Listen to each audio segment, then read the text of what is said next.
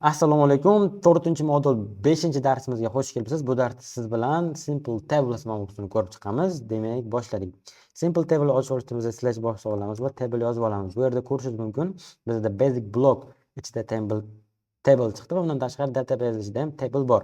Ilgari noshunda mana bu basic block ichidagi table simple table deb nomlanardi, pastdagi esa database table deb nomlanardi. Hozir bizda darsda mana bu basic block ichidagi oddiy table ni ko'rib chiqamiz.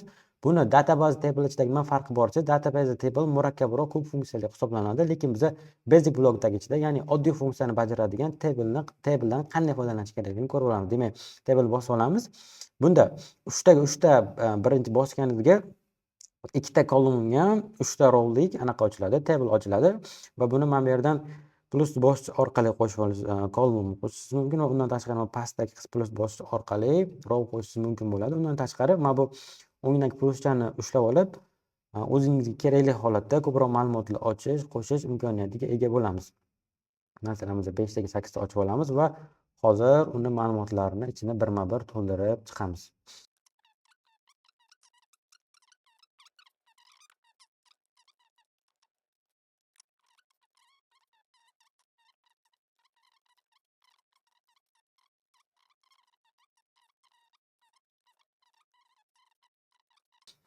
Mana ko'rishinglar mumkin, sizlarning vaqtingizni olmaslik uchun men tezroq ma'lumotlarni kiritib oldim va bu ma'lumotlar bilan ishlashni boshlaymiz. Masalan, bizga mana bu qator header row hisoblangani uchun masalan biza header row qo'yishimiz mumkin. Mana tepani bosib, mana header column qo'ysangiz bo'ladi, lekin bizga bu tomonni ham header column qilishimiz kerak. Faqat tepa header column turgani bizga o'zi yetarli. Xo'p, header column qildik.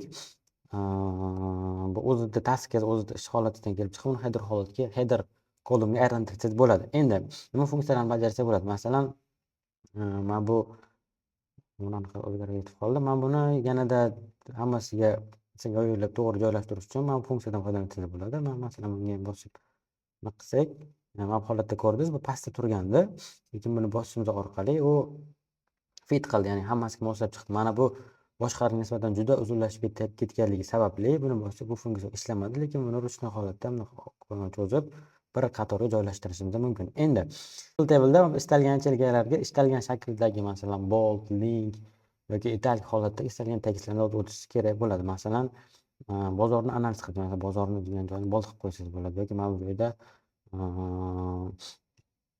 mana bu yerdan copy link qilib olib, mana shu page-ni linkini qo'ysangiz bo'ladi. URL qo'ysangiz bo'ladi yoki linkni qo'yib, bu linkni mention qilib qo'ysangiz bo'ladi. Mana bunaqa page mention qilgandek. Xo'p, undan tashqari, masalan, sanalaringizga bu yaxshi ko'rib turish uchun bu deadline'lar bo'lganligi, ularni hammasini belgilab olib, ularni bold qilishingiz mumkin. Bundan nima narsa aytmoqchimanki, Simple Table'da siz boshqa joyda qanaqa tekst, qanaqa formatlari, qanaqa ma'lumotlar kiritishingiz mumkin bo'lsa, o'sha istalgan shakldagi tekstlarni formatini o'zgartirib yozishingiz mumkin. Masalan, men bularni qanaqadir italic qilib qo'yishimiz mumkin. Men buni 3 tani bold qilib qo'yishimiz mumkin yoki mana bu 3 soatlik trening sotuvchilar uchun uni alohida belgilab olib, alohida belgilab olgan holatda uni rangini o'zgartirishingiz mumkin. Masalan, target reklamani masalan hammasini bold qilamiz va buni ko'k rangga o'tkazib qo'yamiz. Facebookda rangiga o'xshatib, undan tashqari bu robni yashil qilib qo'yamiz. O'zimizga tushunarli bo'lishi uchun va buni bold qilib qo'yamiz. Demak, Simple Table'da tekstlar formatini o'zingizga qulay, o'ziga kerakli holatda o'zgartirishingiz mumkin. Endi qarang, Simple Table ochdingiz, lekin endi siz ko'proq funksiya bajarmoqchisiz. Buning uchun uni qanaqadir tushkunlikka tushishni hojat yo'q. Siz Simple Table ochib boshida foydalanib turib, uni keyin database table'ga bemalol o'tkazib olishingiz mumkin bo'ladi. Uning uchun mana bu chapda tepadagi 3 ta nuqtachani bosamiz va turn into database degan funksiyani tugmachani bossak, bu table'imiz databasega o'tib ketadi va siz to'liq database funksiyasidan foydalanishingiz mumkin. Hozir bu darsda siz bilan qanday qilib databasedan foydalanishni ko'rib chiqmaymiz, lekin keyingi darslarimizda siz bilan databasega to'liq tarzda yondashuv qilib, databasedan to'liq foydalanishni birma-bir o'rganib chiqamiz. Endi qarang, databasega o'rgangandan keyin ham buni yana turn into simple table, mana bu yerda qarang, simple table yozib qo'yib, turn into qilib simple table'ga qaytarib olishingiz mumkin bo'ladi. Bitta narsaga e'tibor berishingiz kerak, masalan, databaseda o'tkazilgan vaqtingiz mana bu tekstlaringiz hammasi bir xil holda yozilib qoladi. Unga qanaqadir bold qila olishingiz mumkin. Masalan, bold qilishingiz mumkin. Yo'q, tekst formati bo'lmadi. Mana bu raqamda bold qilishim mumkin. Tekst formatda bold qila olmasangiz, hammasi bir xil holatda joylashib qoladi. Xo'p, buni yana anaqaga qaytaramiz. Simple table'ga qaytaramiz.